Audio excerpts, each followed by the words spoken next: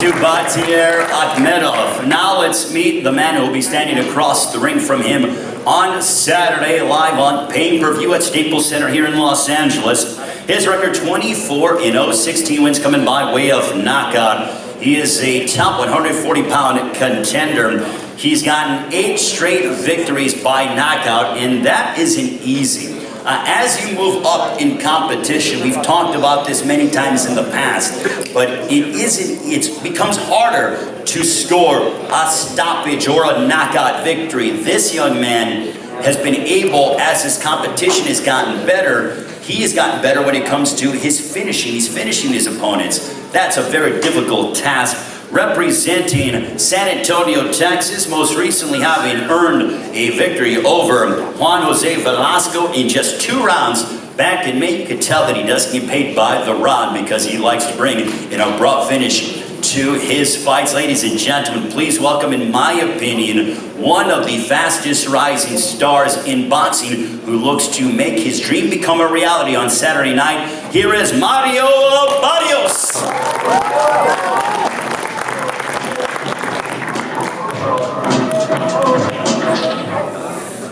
Hey everybody, appreciate all y'all being here this morning, for this press conference.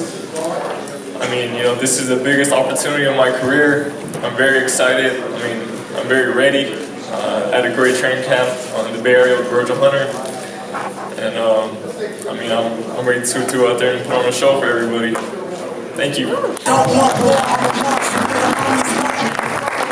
Mario Barrios, ladies and gentlemen, and now we are going to go ahead and get an opportunity to dive into some conversation with the fighters as we will go ahead and turn our attention to Travis Gambardella. Travis, for you, being able to fight at Staples Center in a card of this magnitude, obviously you have a difficult task ahead of you with Joey Spencer, but what's your take about fighting here in Los Angeles on one of the biggest cards of the year?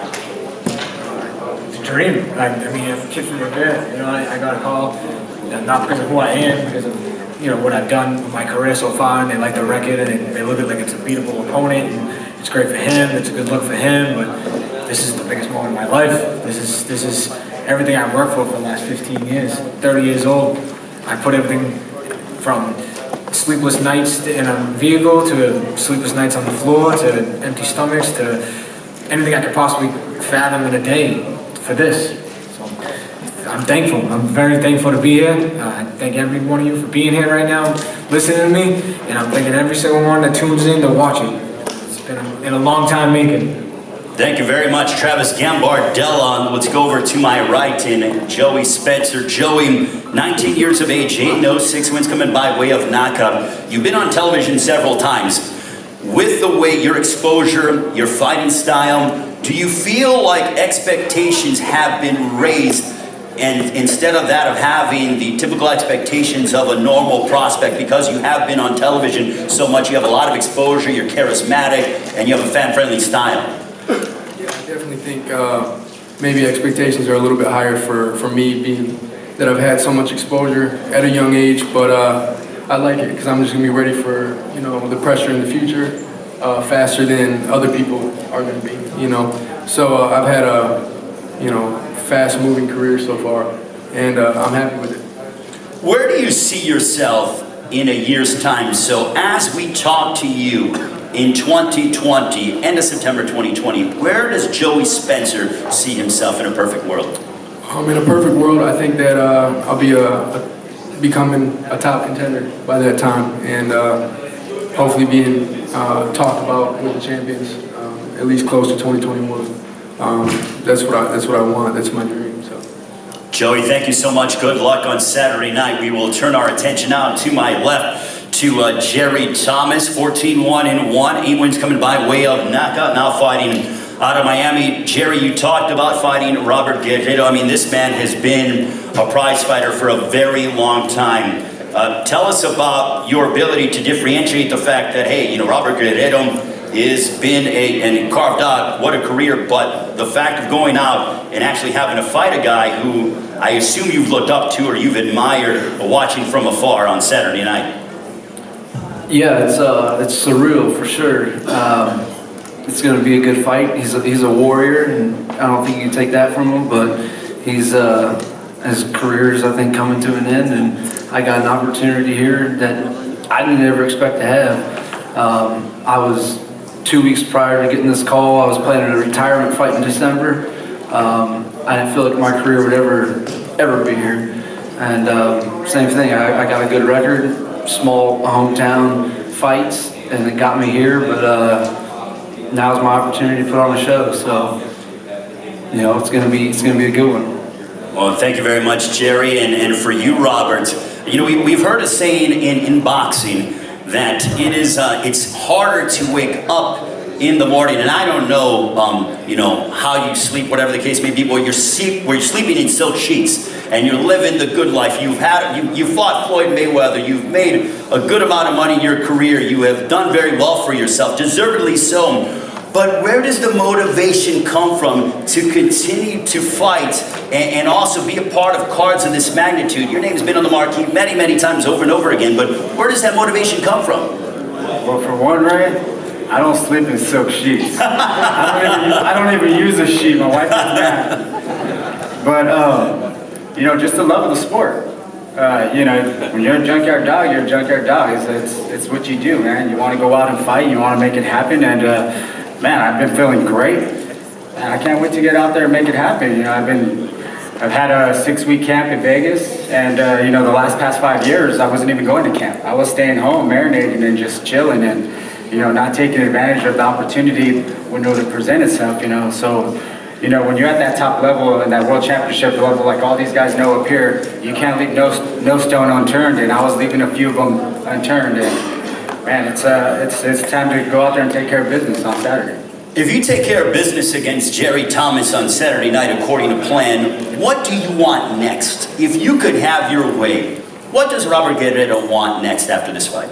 Oh, I want to jump back right into these big fights. You know, you got a stacked welterweight division, and you know, this is where it starts Saturday night. You know, that's why I thank Al Heyman for you know, putting me on the FS1 main event, throws me right back in line, and you know, to be relevant again. So, you know, I just thank God for the blessings that He's blessed me with, and you know, it truly is, like I said, a blessing. Well, Robert, good luck to you on Saturday, and we will now turn our attention to our opening pay-per-view contest. The man to my left, John Molina Jr. John, when they asked you about fighting Josecito Lopez, what went through your mind? Obviously, you know his style, come forward style, but what went through your mind when they gave you the phone call? It's been a long time coming. We came up together, so to speak, in regards to time career, as long as we've been a pro. And I've always thought it would be a great challenge, because if you look at any man that has a resume similar to mine, it would be Jose. And with that being said, I was excited, because I'm going to challenge myself. I know it's not going to be an easy fight. I know that he's a never say die attitude like myself, and it's going to be a spontaneous combustion. It's going to be a, like I said before, instant fight. Just have water, sit back and enjoy it. Now, we've heard reports that both you and Josecito Lopez sparred in the past. Do you remember that? And if you do remember it, can you dive into and tell us what happened in those sparring sessions? Well, there's like an unwritten rule in boxing that sparring is sparring and fighting is fighting. With that being said, the only thing I will share on that sparring session is if that's any, I guess, foreshadowing for what the fight's going to be like, sit back and relax, because you guys are going to enjoy it. Josecito, thank you very much, John. What do you want to say when it came to that sparring session, things along those lines years ago?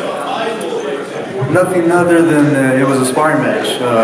You know, we have lots of sparring match throughout training camp, so it's a good tough sparring match against a tough warrior like himself, so it was a good match. What does it mean for you to be fighting back at Staples Center on a high-profile card like that? I mentioned when I brought you up that you defeated Victor Ortiz there 7 years ago, but returning back to a place that holds very good memories for the Riverside Rocky. Yeah, it's a place where I really got the opportunity to make a name for myself in 2012, and ever since then, you know, I've been putting myself on the line and giving it my all, and you know, it just goes to show that you having a never quit, never give up attitude and work hard, anything is possible. Well, Thank you very much, Josecito. Good luck on Saturday night. I want to ask Batyar Akhmedov to my left, who's undefeated. We have a translator off stage, but give us your thoughts about fighting a fellow unbeaten fighter, Mario Barrios, and being able to potentially make your dream become a reality and hold the world title. Что ты думаешь о том, что ты дерешься с непобежденным Барриосом, и что у тебя в этом бою может появиться шанс исполнить свою мечту, стать чемпионом мира? Я шел к этому очень долго. На протяжении 10 лет я с первого дня ставил себе цели стать чемпионом мира. Вот он, я в шаге от него.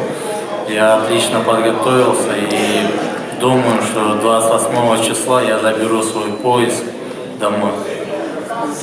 It was obviously a long road for me.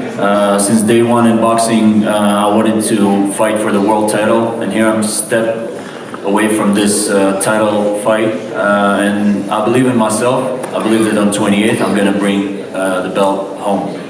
Thank you very much, Batyar. Good luck on Saturday. Mario, for you, to my right.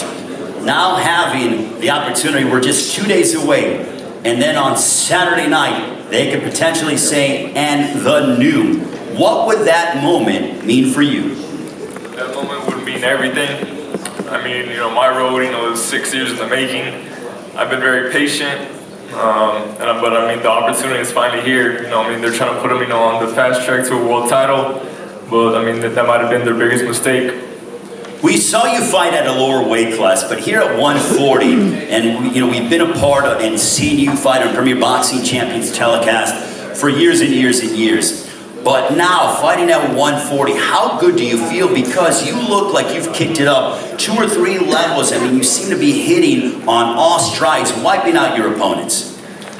Yeah, I feel great at 140. I mean, this is the strongest, I've felt in my career, which, I mean, this is why my last 8 fights have come by stoppages. And I mean, I'm not predicting, a stoppage on Saturday, but, I'm going in there with bad intentions. Finally, they have a former champion in San Antonio, Jesse James Lehan. San Antonio, I don't think, to my recollection, doesn't have a world champion and hasn't had one in a long time. How special would that be for you to be able, we saw you in San Antonio last March, the crowd went crazy. Anytime you fight there, the crowd just gets bigger and bigger. What would that mean for you to be able to be a world champion for San Antonio, Texas? It would mean everything. Like you said, I mean, it's been a long time since San Antonio has had a world champion. So now that I have the opportunity, to be the first in a while, I mean, it's going to make it that much better. I mean, I promised my city a world championship, when I first turned pro. And I mean, it's here now. And I mean, so there's no way, I'm going back home without that title. Well, Mario, good luck, ladies and gentlemen. These are our fighters that will be fighting on FS1 in the opening 2 pay-per-view matchups. Give them a round of applause. All you can ask for is opportunity. You have an opportunity on Saturday night to steal the show. We will now pose off the fighters and get them all set. Don't forget, it all goes down. Spence and Porter, along with Jarrell Benavidez. Fox Sports pay-per-view this Saturday from Staples Center, 9 o'clock Eastern, 6 Pacific time. FS1, 7:30 Eastern, 4:30 Pacific time. All brought to you by TGB Promotions, Man Down Promotions, and Sean Porter Promotions. Now we will have the fighters pose off for their ceremonial stare downs. Thank you very much to the media and everyone watching back home. Thank you.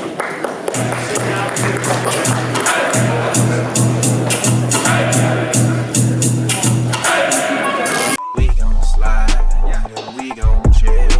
She said she loves me, I'm